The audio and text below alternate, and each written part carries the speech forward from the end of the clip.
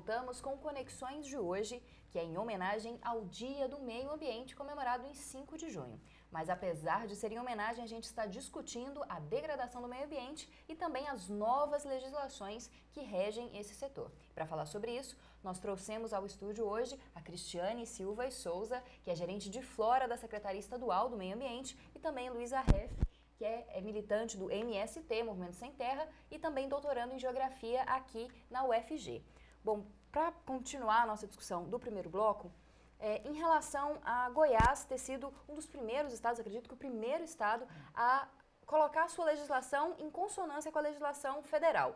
Criar um novo código, alterar o seu código antigo para ficar em conformidade com essa nova legislação federal. Isso também mostra que Goiás é um estado que tem uma força também do agronegócio, da agropecuária, que conseguiu também fazer com que esse processo andasse mais rápido? Nós temos que lembrar que esse processo de mudança do código começou, na realidade, uma mudança do Código Ambiental em Santa Catarina, 3 anos antes do Código Florestal Nacional ser modificado. Então, aquele código já dava mais ou menos as linhas do que seria, que é basicamente a anistia.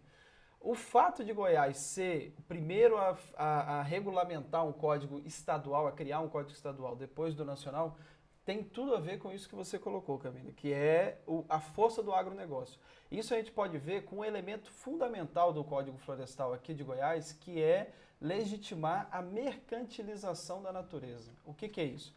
As áreas que precisariam ser recuperadas, agora elas podem ser negociadas, por exemplo, numa bolsa de valores. Você muda o que é direito da sociedade, de uma natureza, o que é direito ambiental, inclusive, né, os ecossistemas, e agora muda eles para um campo econômico. Então, o latifundiário, que está em Cristalina, tem 1.000 hectares, ele teria que ter 200 hectares de reserva legal. Ele não tem esses 200 hectares, ele pode ir na Bolsa Verde do Rio de Janeiro, comprar 200 hectares que estejam em qualquer outro lugar de cerrado do Goiás e dizer que ele está legal. Isso é bom para o povo de Cristalina? Isso é bom para o povo de Goiás? Não é, porque você compromete o cerrado daquela região, você compromete os recursos hídricos, você compromete a fauna, a flora, enfim, você tem todo um problema que, na realidade, tem um cunho econômico. Onde as terras são caras, vai ter área preservada? Vai ter reserva legal? Não vai. E onde a terra é barata, eles vão criar uma imobilização. E essas terras baratas é justamente onde estamos nós, camponeses, assentados. Então, o impacto se amplia muito com o Código Florestal aprovado aqui no estado de Goiás.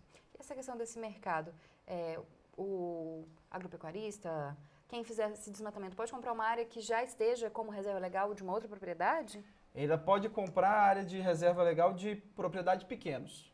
De outro grande, não. Mas o que vai acontecer? O que nós estamos vendo que já está apontado em nível nacional e que pode vir a acontecer aqui?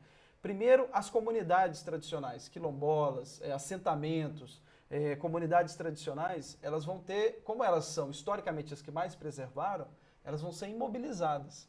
Porque aí vai chegar um corretor ambiental, é um nível absurdo, né, de pensar. Vai chegar um corretor ambiental e falar, você pode comercializar essa sua área para legitimar uma área que está lá em Cristalina. Só que quando ele transforma essa natureza dele, essa reserva legal, ou aquela mata que ele preserva, em um contrato financeiro, ele está perdendo aquela área. Ele não pode mais ter autonomia sobre aquela área, ele não pode mais fazer aquela caça que ele fazia aqui para a família dele, ele não pode mais cortar aquela mata, porque aquela área agora é do grande proprietário de Cristalina. Isso. Cabe ressaltar também que o Código Florestal Goiano ele é uma cópia do federal. Ele inovou apenas na nascente em que ele colocou 5 metros a mais para recomposição. O resto é uma cópia. Então, assim, ele, além de não inovar, ele permitiu essa extra propriedade que aqui em Goiás é comprar uma outra área para representar a falta da reserva legal no imóvel.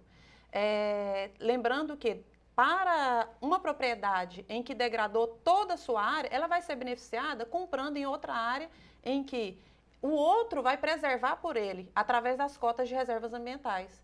Então, ele pode comprar em qualquer lugar do Brasil essa cota no mesmo bioma. Em que isso vai proteger a biodiversidade do estado de Goiás? qual foi o papel da Secretaria Estadual de Meio Ambiente na aprovação do Código Estadual? Houve discussão? Foi possível tentar mudar essa realidade que estava traçada? Nós fizemos algumas audiências públicas, nós tivemos também alguns encontros na Assembleia, tivemos encontro com pessoas aqui da UFG, representantes como Manuel, a Cibele, porém, assim, já estava engendrado o Código Federal e foi uma cópia, porque aqui também a bancada ruralista tinha muita força. Não tem muita força. Então, não teve muito o que fazer, porque tudo era muito democrático, foi por votos e a bancada era formada pela maioria de ruralistas, então não teve muito o que fazer. Nós tentamos. Quando eu falo nós, os técnicos estavam vivendo aquela realidade, vendo que as APPs estavam indo embora, que as reservas legais também. No momento em que nós notamos que aquilo ia se efetivar, nós fizemos manifestações, fomos para a porta da Assembleia, mas já era tarde. Ele virou uma cópia do federal.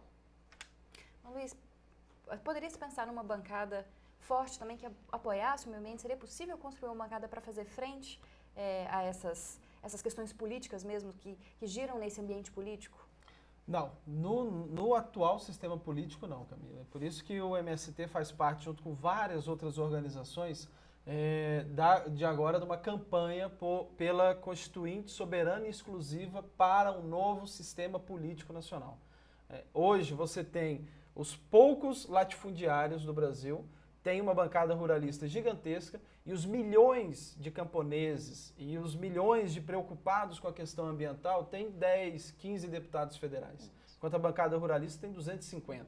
Então é evidente que quem manda hoje na legislação brasileira é o poder econômico. Então só se nós fizermos uma reforma política que tire o poder econômico do sistema político, que coloque os interesses da nação, do município, o interesse do Estado no sistema político, os interesses dos setores do sistema político, é que nós vamos conseguir isso. No atual sistema político não adianta. Porque para você ter, por exemplo, um deputado federal em Goiás hoje, no mínimo você gasta 5, 6 milhões de reais. E, Luiz, quem é que pode ser? Isso fica clara a fragilidade do nosso Código Goiano, quando foi criado no artigo 73 um fórum para poder mudar esse código. Então, existem discussões, elas são de 2 em 2 meses, em que um grupo discute a melhoria do Código Florestal Goiano. Então, ele se tornou frágil no momento que permitiu também a sua mudança, e essa mudança ela é contínua. Então, pode ser alterado. Ele está sendo alterado, alguns artigos eles já foram alterados, já foi aprovado em Assembleia. Então, isso vai ser passado para a sociedade e é discutido na Assembleia Legislativa.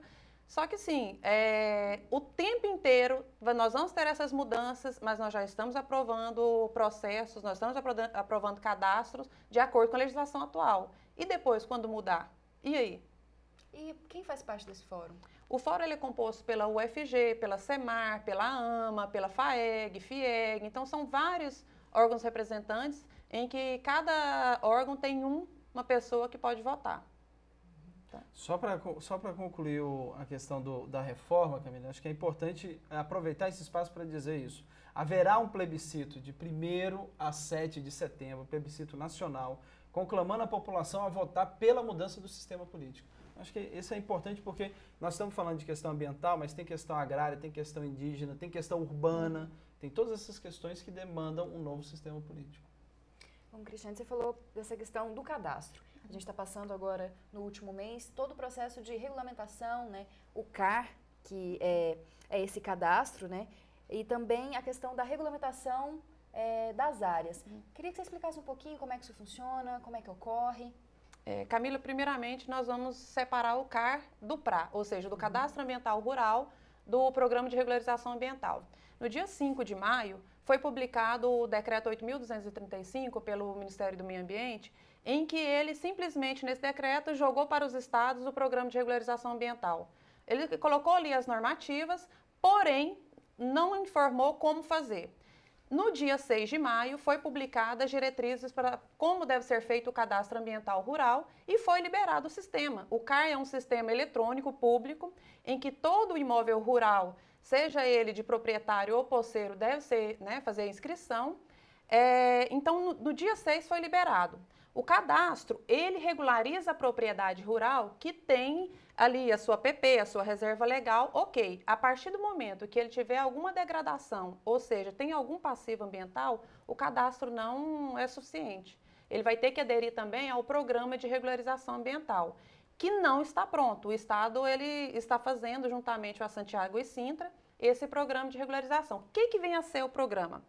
Ele tem o passivo no imóvel dele, ele tem que regularizar de alguma forma. O PRA, que é o programa, ele vai dizer o seguinte: você pode recuperar a propriedade, né, regenerar ou recompor, você pode comprar, conforme o Luiz já explicou, né, comprar uma vegetação em outra propriedade para regularizar, ou você pode comprar um título, que é a cota de reserva ambiental.